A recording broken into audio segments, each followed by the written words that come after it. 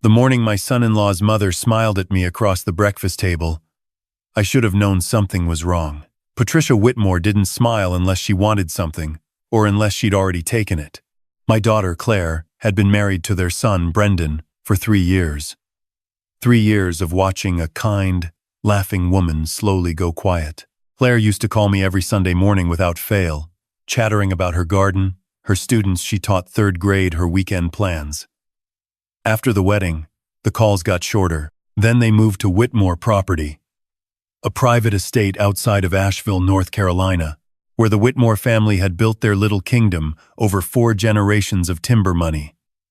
After that, the calls almost stopped entirely. I told myself it was normal. Newlyweds finding their rhythm. I told myself a lot of things. My name is not important. Most people just call me Dad. I'm 63 years old, retired from 31 years as a high school history teacher, and I live alone in a small house in Knoxville, Tennessee, where I raised Claire after her mother passed. I am not a powerful man. I don't own a company. I don't have connections in Washington. What I have is one daughter and a younger brother named Walt, who spent 22 years as an investigative journalist for a major regional newspaper before going independent. Walt is the kind of man who, when he decides to look into something, does not stop until there is nothing left to find. I didn't fully understand what that meant until the spring Claire turned 31. It was a Wednesday in April when she finally called me, and I could tell immediately something was different. Her voice was steady in the way voices get when a person has been practicing what they're going to say. She told me Brendan's family had invited her on a weekend trip to their lake house in the mountains. She said it in a tone that made it sound less like an invitation and more like a summons. She asked if I wanted to come along. I said yes before she finished the sentence. When I arrived at the estate that Friday evening, the temperature was already dropping faster than the forecast had promised. A cold front was moving through the Smokies, and the sky had that flat gray look that old-timers around here call snow sky. Patricia met me at the door with that smile. Brendan was cordial in the way that men are cordial when they've been coached to be. His father, Gerald Whitmore, barely looked up from his leather chair. The lake house was a 40-minute drive up into the mountains, a winding 2-lane road that climbed into the kind of altitude where April still felt like February after dark. We took 2 vehicles. Brendan drove Claire in his truck. Gerald and Patricia followed in their SUV. I drove behind them in my own car, and I remember noticing, somewhere around the 3rd switchback, that Claire's head was turned toward her window and she wasn't moving. We arrived around 8 in the evening. The lake house was more of a compound, 4 bedrooms, a wraparound porch, a private dock on a small mountain lake that had gone dark and still. The cold was serious up there. My breath made clouds. I pulled my jacket tighter and went inside. Dinner was quiet.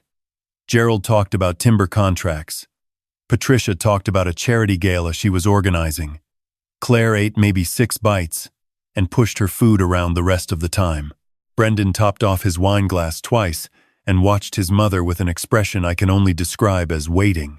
I excused myself early, told them the drive had tired me out, and went to the room they'd given me at the end of the hall. I sat on the edge of the bed and listened to the house. At 11:15 I heard voices. Not angry, careful. The kind of careful that means the conversation has been rehearsed. I cracked my door open. Patricia's voice, clear and smooth. It's just a short walk to the dock. The fresh air will do her good. Claire's voice, very quiet. It's freezing out there. Brendan. Come on, sweetheart. Don't make a thing of it. I stepped into the hallway. Claire was already in her coat, but just barely. No hat. No gloves. Patricia was guiding her toward the back door with a hand on her shoulder blade, and Brendan had opened the door to the cold. The temperature outside at that hour, according to my phone, was 26 degrees. The wind off the lake made it feel colder. I said clearly, Claire is not going outside. The room went very still. Gerald looked up from his chair with an expression I'd never seen directed at me before, the look of a man who is surprised that something he considers inconsequential has spoken. Patricia's smile didn't waver, which was somehow worse. Brendan closed his eyes briefly, the way people do when something has gone off script. Dad, Claire said, and the way she said it, I understood that she had been afraid to say anything herself. What happened in the next 4 minutes is difficult to write even now. Gerald stood up and told me, in a voice designed for talking to employees, that this was a private family matter, and I was a guest in their home. Patricia said something about how Claire had been struggling emotionally and that fresh air was part of what her therapist had recommended, a claim I knew was fabricated because Claire's therapist was a woman in Knoxville named Dr. Sandra Hughes, and I had spoken to her once, with Claire's permission, and Sandra had said nothing of the kind. Brendan put his hand on Claire's arm not gently and said, "Let's go." I stepped between them and my daughter. Gerald Whitmore was a large man, and he moved fast for 68. He put himself between me and the door in a way that was designed to look casual and wasn't. Brendan took Claire through the back door. I heard her say, "Brendan, please," and then the door closed. I want to be honest about what happened next, because I know some people will ask why I didn't act faster, and they deserve a truthful answer. Gerald stood between me and that door for the better part of 90 seconds while Patricia talked in a low, measured voice about how I was overreacting and how this was just a walk and how I needed to trust that they knew what was best for their family.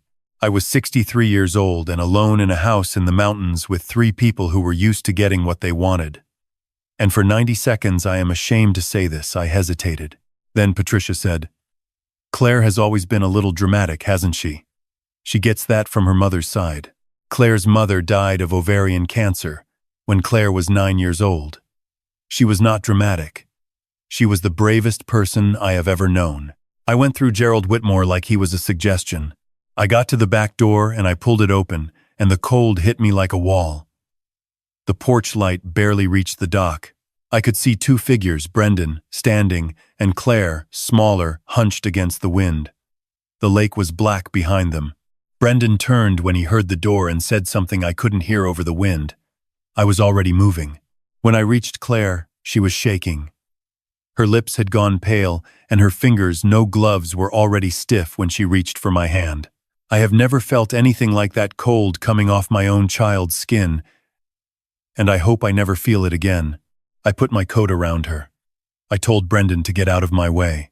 He didn't move immediately, and in the end it was Gerald, who had followed us outside, who said quietly, "Brendan, that's enough." Something in Gerald's voice had changed. I think even he understood that a line had been crossed that couldn't be walked back. I got Claire inside and to the car before anyone said anything else.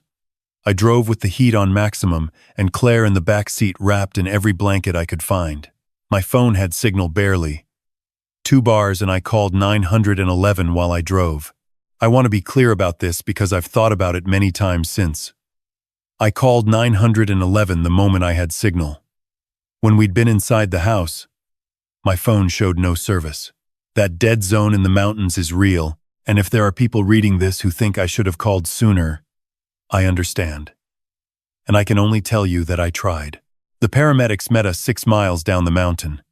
Claire's core temperature was low but not dangerous. Mild hypothermia. They said another 30 minutes, and the conversation would have been very different. I sat in the ambulance and held her hand while they worked, and she looked at me and said, "I didn't think they'd actually do it." She meant she'd known something was coming. She'd felt it building for months. The isolation from friends, the suggestion from Brendan, then from Patricia, then from Brendan again, that her anxiety was the source of every problem in the marriage. The way her access to the joint bank account had been quietly restructured so that large withdrawals required Brendan's approval. The lake house trip had been framed as reconciliation. She'd wanted to believe them. While Claire was being examined at the hospital in Asheville, I sat in a plastic chair in the waiting room and called my brother. Walt picked up on the second ring. I told him everything. He was quiet for a long time after I finished. Then he said, "Give me 72 hours. I said, "Do what you do best." He said, "I always do. I need to tell you a little about Walt, because he matters to this story in ways that the Whitmore family could not have anticipated." Walt is 58, lean, quiet-spoken, with the kind of patience that comes from spending decades waiting for people to make mistakes. He spent his career covering financial fraud, municipal corruption, and what he calls the small crimes of large families, the kind of wrongdoing that happens in plain sight inside wealthy, insular communities, because everyone involved has too much to lose to say anything. He knows how to file public records requests. He knows how to read a corporate filing. He knows which county clerk offices keep physical records going back 30 years. And he had known the Whitmore name for a long time before I called him that night. Gerald Whitmore, Walt said. When I said the name, has been on my peripheral radar for about 6 years. I asked him what that meant. He said, "It means I looked once and decided the story wasn't ripe yet. I think it might be ripe now." Over the next 3 weeks, while Claire stayed at my house in Knoxville and slowly started to eat full meals again, Walt worked. He drove to Asheville. He drove to the county courthouse. He talked to former employees of Whitmore Timber, LLC, 2 of whom had signed non-disclosure agreements years earlier and were now, with the statute of limitations approaching expiration on certain matters, more willing to talk. He pulled property records and tax filings and the incorporation documents of 7 shell companies that Gerald Whitmore had created between 2009 and 2018. What Walt found was not subtle, once you knew where to look. It was only invisible because no one had looked. The shortest version is this. Gerald Whitmore had spent the better part of 15 years systematically defrauding a business partner named Roy Ellison. Roy had co-founded what became Whitmore Timber with Gerald back in 1987, when they were both young men with ambition and a shared love of the mountains. Over time, Gerald had used a series of contract modifications, small changes, buried in legal language, signed during periods when Roy was dealing with health problems to shift equity out of Roy's hands and into a network of entities that existed entirely on paper. By 2019, Roy Ellison owned almost nothing of a company he had helped build from nothing. He died in 2021, believing he had simply been unlucky in business. Roy's son, a 34-year-old electrician named Marcus Ellison, had been trying to tell people this story for 2 years. He had filed a complaint with the state attorney general's office. He had hired a lawyer who eventually stopped returning his calls. He had sent documents to 2 newspapers, neither of which had followed up. He had been, in every sense of the word, ignored. Walt called Marcus Ellison on a Tuesday evening. Marcus drove to Knoxville on Wednesday morning. I sat at my kitchen table with my brother and a young man who had lost his father, and watched him spread out 3 years of documentation that told exactly the same story Walt had reconstructed independently. The corroboration was, Walt told me later, the cleanest he'd seen in 30 years of this work. Walt filed the story a 12,000-word investigation, with an independent outlet that syndicates to regional papers across the Southeast. It published on a Thursday. By Friday afternoon, the Buncombe County Sheriff's Office had confirmed they were reviewing the materials. By the following Tuesday, the North Carolina Attorney General's office had opened a formal investigation. Gerald Whitmore's attorney released a statement calling the allegations categorically false and politically motivated. Patricia gave a brief interview to a local television station in which she described her family as being targeted by people who misunderstand the complexity of long-term business relationships. Brendan did not comment publicly. 3 months later, Gerald Whitmore was indicted on 4 counts of financial fraud and 2 counts of filing false corporate documents. The civil case brought by Marcus Ellison's attorney, newly reinvigorated by Walt's reporting, resulted in a settlement that restored a significant portion of what Roy Ellison had been owed. Marcus called me when he heard. He didn't say much. He didn't need to. Claire filed for divorce the same week the indictment was announced. Brendan did not contest it.